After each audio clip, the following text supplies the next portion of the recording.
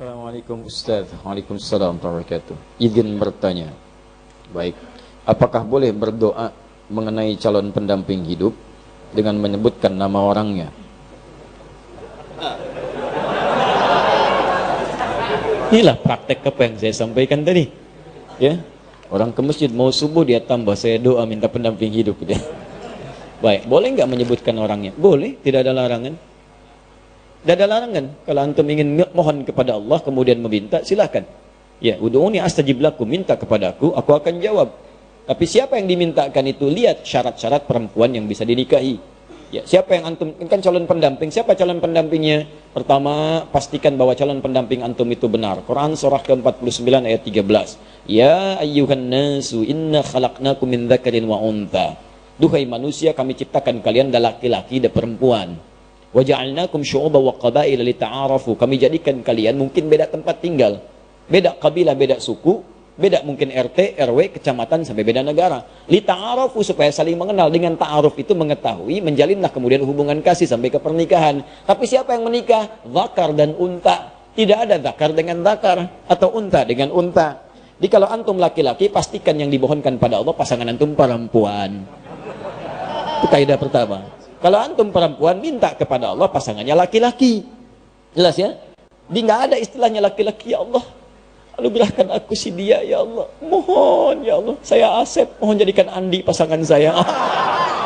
Itu sudah menyalahi, nggak mungkin dikabul antum. Paham ya? Baik, jadi ingat, manusia itu cuma dua. Kalau bukan laki-laki, perempuan. Bagaimana Ustadz kalau perempuan pengen jadi laki-laki, laki-laki pengen jadi perempuan? Itu artinya dia sedang keluar dari fitrah kemanusiaannya. Paham? Setiap makhluk Allah berpasangan. Quran surah ke-51 ayat ke-49. Wa min kulli syai'in khalaqna zawjaini la'allakum tadhakkarun. Ya, semua hal makhluk kata Allah saya ciptakan berpasangan supaya kamu sadar cuman saya yang tidak punya pasangan. Saya Esa, saya Allah, saya nggak punya pasangan. Semua makhluk saya ciptakan berpasangan. Ya, laki-laki, perempuan, bahkan hewan ada jantan, ada betina, bahkan tumbuhan ada putik, ada benang sari.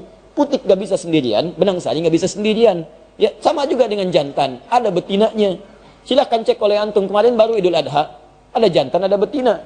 Silahkan cek, antum pernah menemukan kambing homo? Atau sapi lesbi misalnya? Tidak pernah antum temukan. Pak, ini diskon Pak 5%, kenapa? Homo kambingnya. Gak ada yang begitu. Di kambing saja tahu dengan instingnya menemukan pasangannya. Masa antum yang punya akal gak ketemu pasangannya? Ya, paham ya? Nah, jadi teman-teman sekalian, kalau menemukan misalnya ada yang seperti itu, berarti itu ada kelainan, ada penyakit, didoakan, dibantu supaya kembali. Dibantu supaya kembali. Paham sampai sini? Itu syarat yang pertama, pastikan tuh laki-laki kalau perempuan yang minta. Pastikan perempuan kalau laki-laki yang minta. Yang kedua, teman-teman sekalian, pastikan bahwa niat untuk menikah itu meniatkan untuk ibadah. Ini mempercepat pengabulan. Niatkan untuk ibadah. Makanya ketika menyebutkan ayat nikah, kalimatnya langsung pada ayat penggunaannya. Ada ayat, itu diterjemahkan di mushaf terjemah dengan tanda. Padahal bukan sekedar tanda.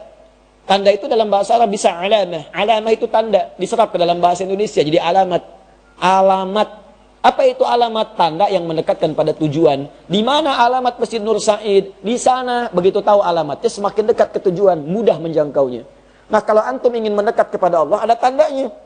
Tanda yang mendekatkan antum kepada Allah disebut dengan ayat namanya. Ayat. Tanda yang mendekatkan diri kepada Allah. Isi Al-Quran disebut dengan ayat. Kenapa disebut dengan ayat? Karena setiap antum baca Al-Quran, lebih dekat keadaan antum dengan Allah. Ya, Quran misalnya surah ke-8.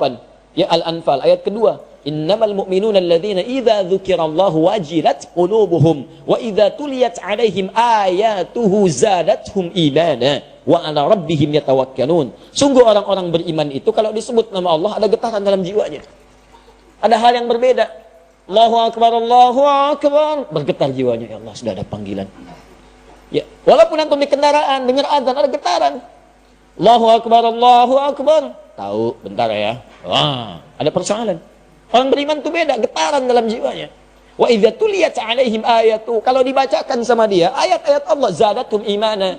Ya, bertambah keimanannya. Wa ala rabbihim yatawakkalun. Ada sandaran yang kuat kepada Rabbnya. Nyandar, ada ketenangan dalam jiwanya. Itu ayat. Makanya isi Quran disebut ayat. Salat itu ayat, mendekatkan kita dengan Allah. Makanya ketika antum menunaikan salat, ada ketenangan di dalam jiwa. Gak percaya silahkan. Ya, antum masuk tempat salat, musola, masjid, tempatnya aja udah tenang. Puncak tempat sholat itu di Baitul Haram, Ka'bah. Ka'bah, Masjidil Haram. Itu puncaknya, kiblatnya di situ. Ketika Allah menyebutkan pertama kali Ka'bah sebagai tempat untuk pusat ibadah, disandingkan ketenangan di dalamnya. Quran surah kedua 125, paling kanan pertengahan. Ya. Wa idz ja'alna al-baita mathabatan lin-nasi wa amna. Dan ingat, pelajari, dalami ketika kami jadikan al-bait Ka'bah tempat pusat ibadah bagi manusia dan tempat yang menenangkan.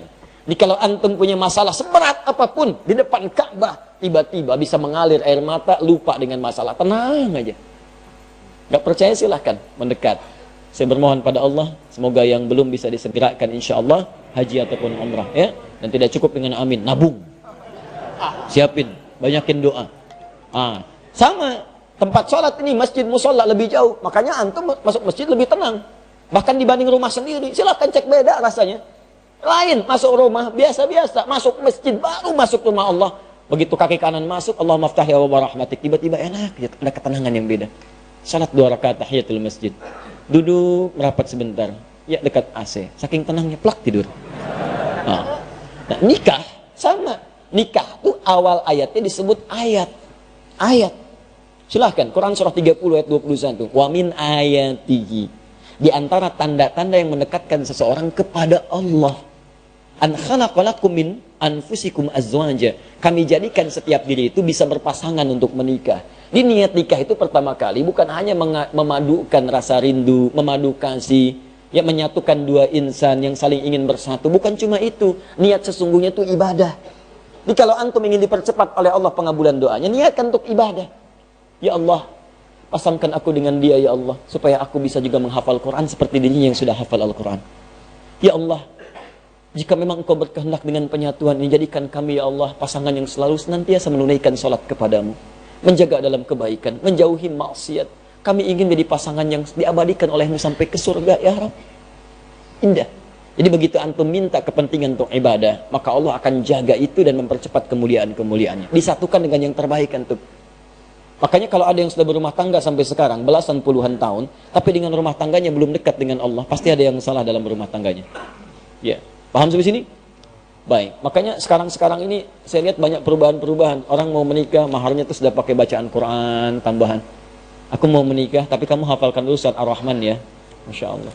Saya kalau menghadiri tausiah pernikahan, sekarang bacain Ar-Rahman. Calon suaminya tuh, bukan baca pakai mushaf, hafalannya. Masya Allah, sudah ada hal-hal yang baik sekarang ini. Ya, nanti kalau bapak punya anak perempuan, datang ke rumah, suruh tes bacaan Qurannya. Ya. Adik siapa? Saya Anas Pak, baca surat An-Nas. Baca. Masya Allah, baca, dengerin tuh. Makhrajnya bagus. Kalau belum bagus, latihan dulu. Cari ustadz ya, yang bagus. Kalau adik siapa yang kedua? Saya Torik Pak. Baca At-Torik. Baca. Masya Allah, sesuai namanya. Bagus. Ada yang ketiga siapa? Pucat dia wajahnya.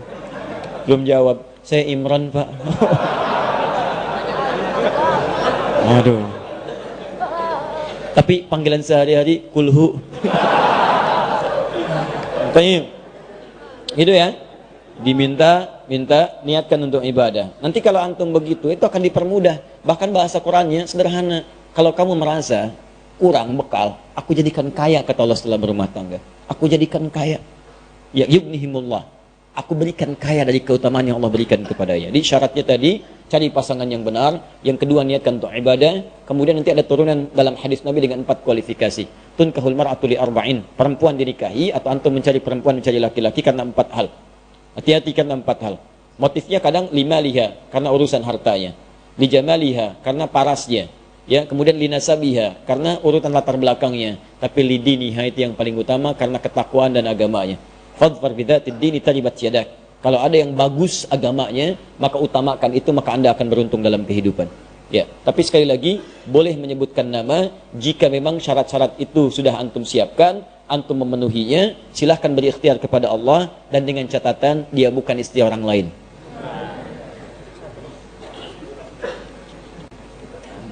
Ya Allah, kalau memang dia jauh, dekatkan. Kalau dia sudah bersama dengan orang lain, pisahkan dulu ya Allah. Itu nggak boleh. Ya, nggak boleh seperti itu.